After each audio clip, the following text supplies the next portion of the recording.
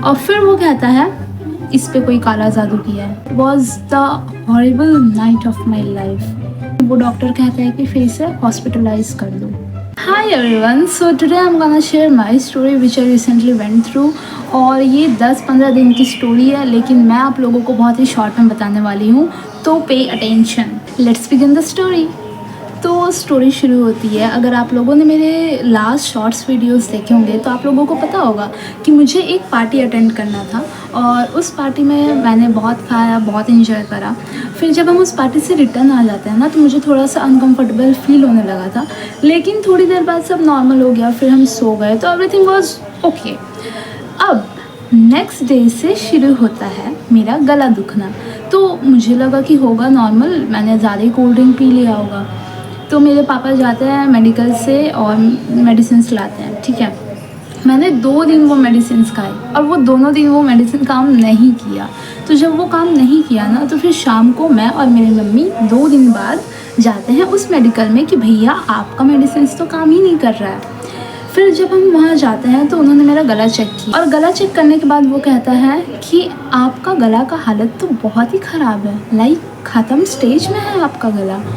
तो फिर वो डॉक्टर कहता है कि मतलब वो मेडिकल वाला कहता है कि आप डॉक्टर दिखा लो, ठीक है। तो हम बोले ठीक है दिखा देंगे, आप टाइमिंग बता दो कि कब आएंगे ये वो, क्योंकि तब डॉक्टर निकल चुका था। फिर हमने वहाँ से मेडिसिन ली और फिर हम वहाँ से निकल जाते हैं, ठीक है। अब क्योंकि 2 दिन तो उसका दवाई काम नहीं किया, तो अब हमने सोचा कि अब हम दूसरे मेडिकल से लाते हैं और देखते हैं कि उसका काम करता है कि नहीं। जब मैं वहाँ पे गई तो उन्होंने कहा कि आप पहले ब्लड टेस्ट करवा दो, ठीक है। तो मैंने फिर वहाँ ब्लड टेस्ट करवाया, फिर रिपोर्ट भी आ गई, और रिपोर्ट में ये पता चलता है कि मुझे टाइफाइड है। मतलब एक तो टॉन्सिल और टाइफाइड। मुझे लग रहा था कि मेरे साथ क्या हो रहा है। फिर रिपोर्ट के अकॉर्डिंग उन्होंने मुझे दवा दिया और बोला कि रात को खा लेना, सुबह खा लेना। आई वाज लाइक ओके, खा लूँगी।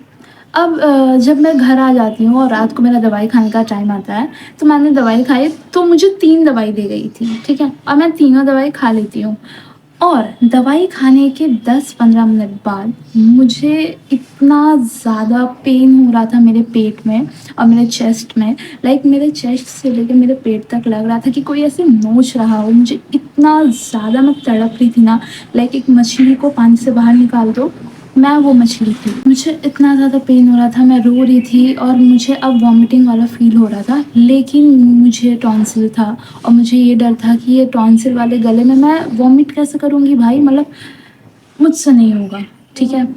मुझे फिर वॉमिट भी होता है, बहुत ज़्यादा तो नहीं लेकिन हुआ था, और मतलब मुझसे नहीं हो रहा था भाई, मेरा पूरा आत्मा बाहर आ गया था।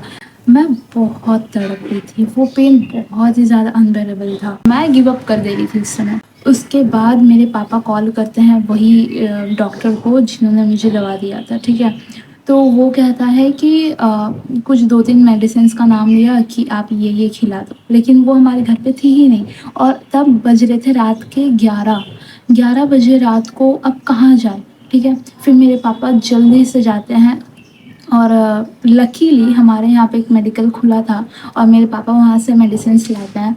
तब तक ना मुझे मेडिसिन से नफ़रत हो गया था, क्योंकि मेरी कंडीशन पहले से भी अब और ख़राब थी। मेरी मम्मी बहुत परेशान थी, मेरे पापा बहुत ज़्यादा परेशान थे, मेरी बहन बहुत ज़्यादा परेशान थी। मेरी कंडीशन इतनी ज़्यादा ख़राब हो गई थी उस समय कि वो डॉक्टर कहता है कि फिर इसे हॉस्पिटलाइज कर दो।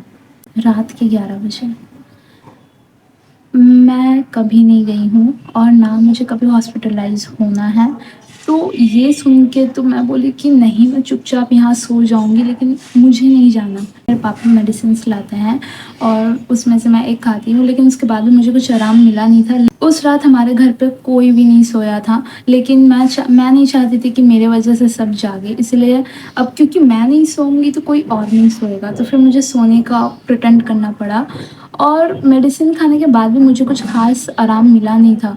तो फिर मैं लास्ट ऑप्शन जो था, भगवान को मैंने याद किया कि प्लीज़ प्लीज़ मुझे बचा लो, आज रात को मुझे हॉस्पिटलाइज नहीं होना है। मैंने पूरी रात भगवान का नाम लिया। मेरी मम्मी, मेरे पापा, मेरी बहन सभी सोने का एक्टिंग कर रहे थे, लेकिन कोई नहीं सोया था उस रात को। मतलब it was the horrible night of my life. मुझे ना वो सारे अच्छे-अच्छे मोमेंट्स याद आ रहे थे। हम लोग लाइफ़ को कितना फॉर ग्रांटेड ले लेते हैं।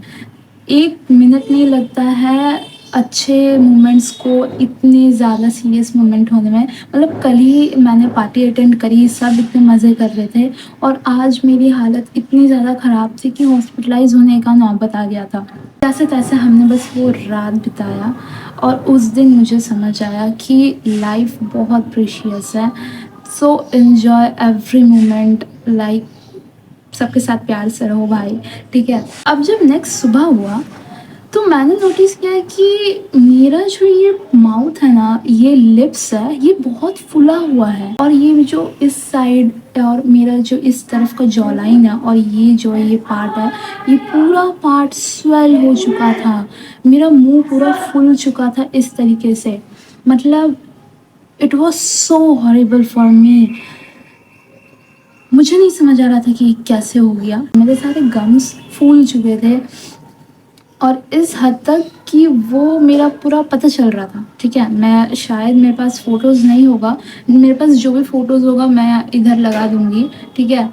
मेरी हालत बहुत ज़्यादा ख़राब थी और मेरे पूरे मुँह में छाले भर चुके थे, मेरे लिप्स में, मेरे गाल के अंदर, इवन जो मेरे गम्स फूले हुए थे, फूल के उसमें भी मेरे छाले हो चुके थे। मैं बात तक नहीं कर पा रही थी, मैं बोल तक नहीं पा रही थी, खाना तो दूर का बात है। अब ऐसा सिचुएशन आ गया था कि मैं इशारों में बात कर रही हूँ, मुझसे एक वर्ड तक नहीं बोला जा रहा था। इस हद तक मेरी कंडीशन ख़राब थी। नेक्स्ट डे मेरे पापा फिर से उस मेडिकल में जाते हैं, तो वो बोलते हैं कि शायद मेरे पेट में गैस हो गया होगा और दवाई मैंने ज़्यादा पावर की तो दी नहीं, ठीक है? हमने कंफर्म कराया था कि प्लीज़ ज़्यादा पावर का दवाई मत देना, क्योंकि मेरी बॉडी इतनी ज़्यादा वीक थी कि वो हाई पावर डोज़ नहीं ले पाता। तो उन्होंने कहा कि भर पेट खाओ, उसके बाद दवाई खाओ तो शायद वो ऐसा ना रिएक्ट करे।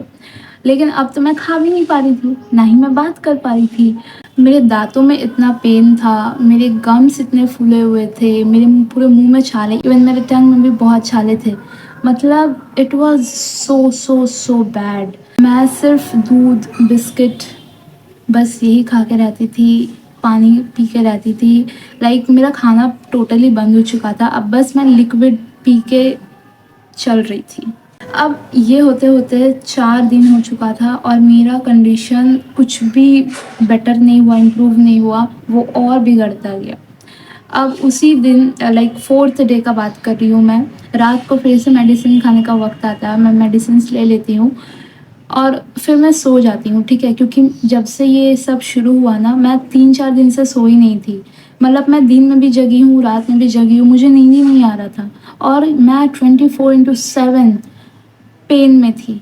तो फिर रात को फिर मैंने खाना अच्छे से खाया, मतलब खाना क्या, वही लिक्विड वाली चीज़ें मैं पी और फिर दवाई खाई और फिर मैं सो गई। अब ना मैं रियलिटी से भागने के लिए मैं चाहती हूँ कि मैं सो जाऊँ, लेकिन मुझे नींद ही नहीं आ रहा था, ठीक है? तो फिर जैसे-तैसे मैं सो गई, ठीक है? लेकिन रात के 2 बजे मेरा नींद खुल जाता है, क्यों? क्योंकि मेरा मुँह बहुत ज़्यादा पेन कर रहा था। रात के 2 बजे जब मेरा नींद खुलता है, तो मेरा मुँह पूरा सलाइवा से भरा हुआ था। तो पहले मैं वॉशरूम जाती हूँ और मैं अपना मुँह साफ़ करती हूँ। उसके बाद भी मेरा जो गम्स है वो बहुत ज़्यादा पेन कर रहा था। तो मैंने सोचा कि एक बार मैं आईने में देख लेती हूँ कि क्यों पेन कर रहा है। मैं देखती हूँ मेरे मुँह में और ज़्यादा छाले हो गए हैं और ज़्यादा। ये देख के ना, मतलब जो मैं मेंटली स्ट्रॉन्ग हो रही हूँ या मोटिवेशन रख रही हूँ कि दवाई खा के मैं ठीक हो जाऊँगी, वो टूट चुका था। दवाई खा के मैं ठीक नहीं हो रही हूँ, दवाई खा के तो मैं और बद से बदतर हो रही हूँ और अब मैं चाह रही हूँ कि मैं क्या करूँ कि मैं ऐसे ठीक हो जाऊँ? मतलब पहले ही छाले थे मेरे, अब एक-एक कोने में छाले हो गए थे मेरे मुँह में और ये इतना ज़्यादा पेन कर रहा है ना कि मैं सो भी नहीं पा रही हूँ और मुझे रात के 2 बजे रोना आ रहा था, लेकिन somehow I control my self और मैं बस पड़ी हुई हूँ, ठीक है? अब मैं बताती हूँ कि मैं उस समय कैसे सोती थी। तो मैं एक कपड़ा लेके सोती थी क्योंकि मेरे मुँह में हमेशा सलाइवा भर जाता था, आई डोंट नो कैसे, और क्योंकि वो सलाइवा ना गिर जाए मेरे तकिए में, इसलिए मुझे कपड़ा रखना पड़ता था, ताकि अगर सलाइवा गिरे भी तो उस कपड़े में गिरे और बेडशीट खराब ना हो। तो ऐसे करके मुझे अवेयर होके सोना पड़ता था। मैं दिन में 10 बार मुँह धोती थी उस समय, और मुँह कैसे धोती थी? सिर्फ़ पानी से, क्योंकि ब्रश भी नहीं कर पाती थी मैं। 10-15 दिन तक मैंने ब्रश नहीं करा, क्योंकि मेरे सारे गम्स मैं क्या बताऊँ, मेरे पास जितने भी फ़ोटोज़ होंगे ना मैं लगा दूँगी यहाँ पे। इस तरीके का मैंने कभी इमेजिन भी नहीं करा था कि मैं इतना ज़्यादा सफ़र करूँगी। अब 5वां दिन आ चुका है, ठीक है?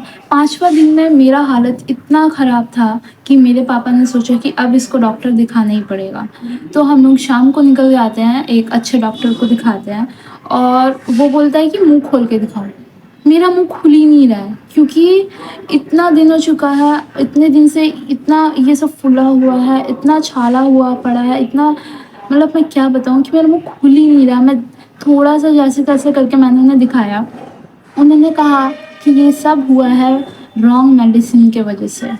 इन्होंने सर्दी की दवाई दे रखी है, एंड ये सारे दवाई हाई डोज़ वाले हैं, और इसीलिए ये रिएक्ट करा है, और इसीलिए मेरी हालत ये है। मेरे जो ये मुँह का कंडीशन था, वो दवाई का ही रिएक्शन था। मैं क्या बताऊँ? उसके बाद मुझे कुछ माउथ वॉश, जेल, दवाई उन्होंने बहुत सारे दिए, लेकिन अब तक ना मेरा मेरा पूरा मेंटल हेल्थ ख़राब हो चुका था, क्योंकि ना तो मैं बोल पा रही हूँ, ना खा पा रही हूँ, ना मैं सो पा रही हूँ, कुछ नहीं कर पा रही हूँ। I was just surviving. तो मैं डॉक्टर जी को बोलती हूँ कि प्लीज़ अगर आपके पास सुई है तो मुझे सुई लगा दो। मुझे सुई से बहुत डर लगता है, लेकिन एट दैट मोमेंट मुझे अब सुई भी चलेगा, लेकिन मैं दवाई नहीं खा सकती, क्योंकि ना 2-3 बार मेरे गले में वो अटक जा रहा है, क्योंकि आई थिंक टॉन्सिल से भी मेरा गला बहुत फूला हुआ था अंदर से, इसीलिए दवाई अटक रहा था। और दवाई अटक जाने से मेरी बहुत ज़्यादा फटने लगती है कि I can't explain that. Okay, अब फाइनली उस डॉक्टर को दिखाने के बाद हमें एक श्योरिटी तो है कि अब हमने सही डॉक्टर को दिखाया है, तो इसके मेडिसिन खा के कुछ तो सही होगा। और उन्होंने मुझे जो जेल दिया था, माउथ वॉश दिया था, वो भी मुझे एक दिन में 3-4 बार यूज़ करना था, तो मैं उसी दिन से यूज़ करना शुरू कर देती हूँ। लेकिन वो भी जब मैं मुँह में उसे गार्गिल करती थी, तो बहुत ज़्यादा पेन होता था, जलन होता था, जैसे कीड़ा काट रहा हो। I can't explain that feeling. इतना ज़्यादा मुझे पेन से गुज़रना पड़ा। मैं यही सोचती रही कि मेरी क्या गलती है भाई? मैं बैठे-बैठे कौन-सा ऐसा पाप कर देती हूँ जिसका फल मुझे ऐसे मिल रहा हो। ठीक, मैं बहुत ज़्यादा रोती थी। मैं दिन में भी रो रही हूँ, मैं रात में भी रो रही हूँ, मैं कभी भी रो रही हूँ। उस समय मैं सिर्फ़ फ़ोन इसलिए देखती थी ताकि मैं खुद को डिस्ट्रैक्ट रख सकूँ रोने से, क्योंकि अगर मैं ऐसे खाली बैठे रहती थी तो मैं रोते रहती थी भाई कि क्यों ऐसे हुआ, और ठीक भी नहीं हो रहा है। हर एक दिन ना ऐसा नहीं था कि मैं डे बाय डे बेटर हो रही हूँ, ऐसा था ही नहीं।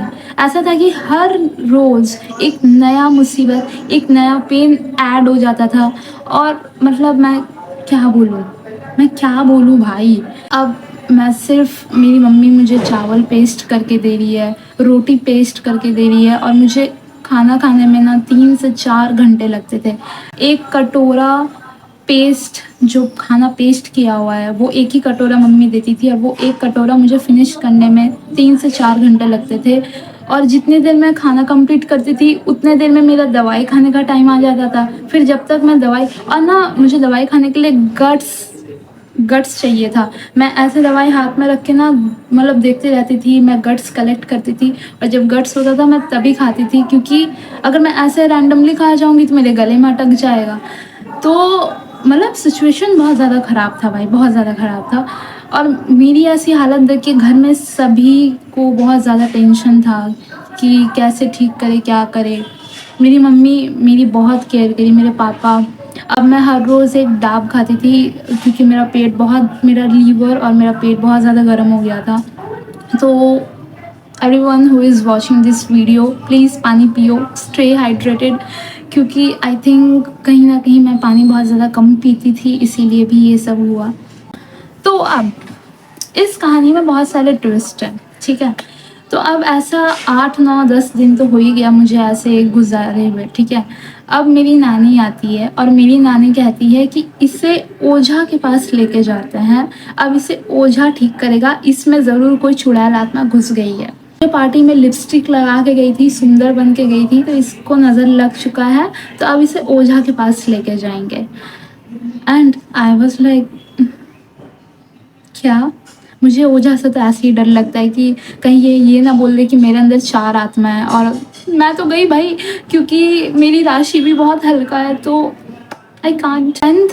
11th डे पे मैं और मेरी नानी और मेरी मम्मी जाते हैं ओझा के पास एक जगह, ठीक है। तो जब हम उस ओझा के पास जाते हैं तो वहाँ का इन्वायरमेंट तो बहुत ही ज़्यादा अलग था, ठीक है। बहुत कुछ लटका वटका था, वहाँ भगवान भी थे। लेकिन जब हम वहाँ जाते हैं तो वो ओझा गुस्सा होता है हम पे कि आप लोग इतना लेट से आए हो, मेरा अभी बहुत काम है, ये वो। एंड आई वाज लाइक हैं, ऐसा भी यहाँ अपॉइंटमेंट लेके आना पड़ता है क्या। फिर वहाँ पे एक आंटी आती है, ठीक है, और उस ओझा और उस आंटी का घमासान युद्ध होता है। मैं वहाँ खड़े खड़े कलेश देख रही हूँ। मतलब मैं सोच रही हूँ कि मैं यहाँ कराने क्या आई थी और मैं यहाँ कर क्या रही हूँ। हम उन्हें 2-3 बार कहते हैं कि भैया हमारा काम कर दो प्लीज़, लेकिन वो लगे पड़े हैं लड़ाई। वो आंटी लास्ट में रो दी, ठीक है। उनका कुछ मैटर था जिस वजह से उनका लड़ाई चल रहा था। तो मैं कह रही थी भाई इधर, मतलब मैं इतनी ज़्यादा वीक थी, मेरा हालत इतना ख़राब है, मुझे देख लो पहले, उसके बाद लड़ लेना, लेकिन इन्हें पहले लड़ना है भाई। और मैं वहाँ देख रही हूँ ऐसे खड़े होकर। उसके बाद आधा घंटा वहाँ उनका कलेश देखने के बाद उन्हें फाइनली टाइम मिल जाता है हमारे लिए। फिर हमने वहाँ पे अगरबत्ती एंड ऑल ले गए थे, तो उन्होंने अगरबत्ती पहले भगवान को दिखाया, फिर उन्होंने मुझे ऐसे दिखाने लगे वो। और वो ना इतना करीब था, अगरबत्ती इतना ज़्यादा पास था, मुझे डर लग रहा था कहीं वो ऐसा टच ना हो जाए। टच हुआ तो मैं तो फिर उसने कुछ पूजा वगैरह वहाँ किया और फिर उसने मेरे लिप्स को ऐसे टच करके देखा और फिर वो कहता है इस पे कोई काला जादू किया है। आई वाज लाइक, मेरी सुन के फट गई कि मेरे पे कौन काला जादू करेगा। मेरी मम्मी अलग बोल रही है बाहर वाला किया है या कोई अंदर का ही आदमी है। मैंने क्या बिगाड़ा किसी का जो मुझ पे कोई काला जादू करेगा भाई। लेकिन उस मोमेंट पे ना मैं थोड़ी सी बिलीव कर ली थी उस बात पे, ठीक है। मुझे पूरा भरोसा तो नहीं था, क्योंकि भाई मुझे नहीं लगता कि मुझ पे कोई काला जादू करेगा, मैं इतनी भी खास नहीं हूँ, ठीक है। फिर उसने हमें 100 सामान का लिस्ट दिया और कहता है कि कल 12 बजे आ जाना। मुझे लगा ये रात के 12 बजे बुला रहे क्या, लेकिन वो दिन का 12 बजे था, ठीक है। और उसने बहुत सारा सामान मंगवाया हमसे कि काला कपड़ा, लाल कपड़ा, ये तो वो, मुझे आधा नाम याद नहीं है, ठीक है। मुझे बस ये लाल और काला कपड़ा ही याद है। उसके बाद हम वहाँ से निकल जाते हैं उन्हें दक्षिणा दे करके। वहाँ से निकलने के बाद एक और वहाँ आंटी बोलूँगी, लेडी बोलूँगी, पता नहीं मैं क्या बोलूँ। तो वहाँ एक और थी औरत जो वो भी झाड़ फूँक ये सब करवाती है, ठीक है। तो मेरी नानी कहती कि एक बार उसको भी दिखा लेते हैं। तो जब हम उनके पास गए तो वो काली माँ का पूजा करती है, लेकिन तभी ना मेरे पीरियड शुरू होने वाले थे। वाइल्ड कार्ड एंट्री था मेरे पीरियड्स का उस समय। तो अब मेरे पीरियड्स भी आ गए थे एंड आई वाज लाइक इतना कुछ कम था कि तू भी आ गया। अब सब मिलकर मुझे एक ही बार में कूट दे रहे थे भाई, मतलब मैं क्या बोलूँ। तो फिर हम उन आंटी के पास जाते हैं, वो मुझे देखती है, मेरा हालत देखती है, तो वो बोलती है कि ये तो इसके पेट गर्म होने की वजह से हुआ होगा, तुम घी लगाओ, दवाई खाओ तो तुम ठीक हो जाओगी, इसमें ओझा का कोई रोल नहीं है। ये सुन के आवाज like aunty I am agree with you, मैं आप पे भरोसा कर रही हूँ, आप ही असली ओझे हो। मतलब फिर भी वो मुझे थोड़ा सा कुछ ऐसे मंत्र फूकती है मेरे पे, ऐसे गला को टच करती है, तो मुझे वो जेन्युइन लगी, ठीक है। इसके पहले वाला मुझे थोड़ा सा ड्रामेटिक लगा, मैं कुछ नेगेटिव नहीं बोल रही हूँ, ठीक है, लेकिन मुझे सच में वो बहुत नेगेटिव लगा, ड्रामेटिक लगा, आई मीन। मैं यहाँ एक फ़ोटो लगा दूँगी, ये जो टीका है वो मुझे उन्हीं ओझे ने लगाया था जिसका झगड़ा चल रहा था। और जब मैं घर आई मेरी बहन कहती कि तू तो मंजुलिका लग रही है बहन। खैर ये सब हो गया, ठीक है। फिर मम्मी को मैंने पूछा कि क्या तुम सच में कल 12 बजे जाने वाली हो, क्योंकि अगर वो हाँ कर देती तो मुझे और टेंशन हो जाता, क्योंकि मुझे तो उसको देख के ही बहुत टेंशन हो रहा था भाई। वो क्या मेरी प्रॉब्लम सॉल्व करेगा, वो खुद ही प्रॉब्लम में फंसा हुआ है। तो मेरी मम्मी कहती है कि नहीं हम नहीं जाएंगे। फिर मेरी दवाइयाँ ऐसी ही चलती रहती है, मैं रोज़ डाब खाती हूँ, दवाई खाती हूँ, मतलब भगवान का नाम लेके मैंने दवाई खाया है सारा कि भगवान जी इस बार गले से पार करवा दो प्लीज़। अब एक और ट्विस्ट ये है कि इसी बीच मेरी दोस्त का, मेरी सबसे क्लोजेस्ट दोस्त का शादी था। शुरू से प्लान कर रखा था कि मैं इसके शादी में जाऊंगी तो मैं हल्दी के ब्लॉग्स बनाऊंगी, मेहंदी के ब्लॉग्स बनाऊंगी, मेरे सारे दोस्त रहेंगे वहाँ पे, हम सब इंजॉय करेंगे। कुछ नहीं कर पाई मैं घर पे पड़ी हुई थी बेड पे, कुछ नहीं कर पाई। मुझे उसे मैसेज करके बताना पड़ा कि बहन मेरी हालत तो ऐसी है, मैं नहीं आ सकती हूँ। तो सब रह गया, कुछ नहीं कर पाई, मुझे इतना ज़्यादा ख़राब लगा। बस अब मैं ये विश कर रही थी कि मैं उसके शादी तक एटलीस्ट बेटर हो जाऊँ। फिर मेरी मम्मी ने कुछ मन्नतें भी करी कि अगर मैं ठीक हो जाऊँ तो हम पूजा करेंगे, क्योंकि मेडिसिन काम नहीं कर रहे थे। तो अब होता है ना, दवा काम नहीं कर रहा है तो दुआ काम आएगा। तो मेरे मम्मी पापा तो बहुत ज़्यादा ही प्रे कर रहे थे उस समय। फिर मैंने इंस्टाग्राम में भी अपना एक स्टोरी लगा दिया कि प्लीज़ आप सब मेरे लिए प्रे करो कि मैं ठीक हो जाऊँ। क्या पता सब मिलकर प्रार्थना करेंगे तो मैं ठीक हो जाऊँ, क्योंकि दवा का तो भाई मुझे अब भरोसा है ही नहीं कि वो मुझे ठीक कर देगा। ऐसा करते करते ना मुझे ऑलमोस्ट 15 डेज़ हो गए थे और मैं 15 डेज़ पे अब थोड़ी थोड़ी रिकवर होने लगी थी। मेरे जो जितने भी छाले थे अब तो नहीं है वो, लेकिन मेरे गम्स अभी भी यहाँ के फूले हुए हैं। मेरी जो इस जगह पे जितने भी स्वेल हो रखा था वो सब नॉर्मल होने लगा। बहुत केयर करना पड़ा दिन रात, कुछ ना कुछ, लेकिन फाइनली अब मैं रिकवर हो रही थी। पर उसके शादी तक भी मैं ज़्यादा बेटर नहीं हो पाई थी। मेरे पूरे लिप्स का स्ट्रक्चर ख़राब हो चुका था, मैं यहाँ फ़ोटो लगा दूँगी। मतलब बहुत ही ज़्यादा ख़राब था। मैं लिपस्टिक तो क्या, मैं उसके शादी में गई थी, उसके पार्टी में मैं कुछ खा भी नहीं पाई, बिरयानी था, बिरयानी भी नहीं खा पाई मैं। खैर, और वहाँ पे मैं फ़ोटोज़ कैसे खिंचाई हूँ, ऐसे मुंह छुपा छुपा के, ताकि ये लिप्स ना दिखे। मैं यहाँ फ़ोटो लगा रही हूँ, ऐसे पोज करके मुझे फ़ोटो लेना पड़ा। मतलब मेरा वेट लॉस भी हो गया था आई थिंक, क्योंकि मैं 10-15 दिन हो चुका था कि अब मैं सिर्फ लिक्विड खा के ही सर्वाइव कर रही हूँ। अभी भी मैं रिकवर हो रही हूँ, मैं पूरी रिकवर नहीं हुई हूँ। बस यही आप लोगों से एक स्टोरी टाइम शेयर करना था कि प्लीज़ पानी अच्छे से पियो और सही डॉक्टर को दिखाओ, क्योंकि कहीं ना कहीं अगर मैं अगर मैं सही डॉक्टर के पास चल जाती तो मेरी सिचुएशन इतनी वर्स्ट नहीं होती। और वो जो रॉन्ग मेडिसिन थे उसके रिएक्शन की वजह से भी मुझे बहुत ज़्यादा सफ़र करना पड़ा। तो इतना दिन जो ये सब चला, मैं एक ही रूम में बैठ के सिर्फ रोती थी, जैसे तैसे खाती थी, मेडिसिन खाती थी और रहती थी। तो ये सब की वजह से मैं मेंटली बहुत ज़्यादा डाउन हो गई थी। इन सब में मैं ना ज़्यादा बात कर पाती थी ना कुछ। मेरा बेस्ट फ्रेंड आता था, मेरे कुछ दोस्त आते थे घर पे, तो तब मुझे थोड़ा बेटर लगता था क्योंकि हंसी मजाक करते थे। और मैं हंस भी नहीं पाती थी, मुझे क्योंकि मैं हंसूंगी तो मेरे लिप्स ऐसा स्ट्रेच हो जाता था, फिर खून निकलता था, तो फिर मुझे ऐसे करके कंट्रोल करना पड़ता था खुद को। और अब जब मैं रिकवर हो रही थी तो जैसे कि मैंने कहा था कि मेरे मुंह में सलाइवा बहुत जम जाता था, तो उस सलाइवा में अब खून आता था। लाइक मैं जब भी सो के उठती थी ना, मेरे मुंह से खून निकलता था। शुरू में देख के तो मुझे लगा कि अब ये कौन सा नया प्रॉब्लम आ गया, लेकिन फिर मेरे पापा ने मुझे समझाया कि क्योंकि मैं अब रिकवर हो रही हूँ उन मेडिसिन को खा करके, तो ये उसी का साइन है। धीरे धीरे मेरे सारे गम्स अब नॉर्मल है, बस इस साइड के गम्स अभी भी स्वेल है। अगर मैं आपको दिखाऊं तो यहाँ पे मैं फ़ोटो डाल दूँगी।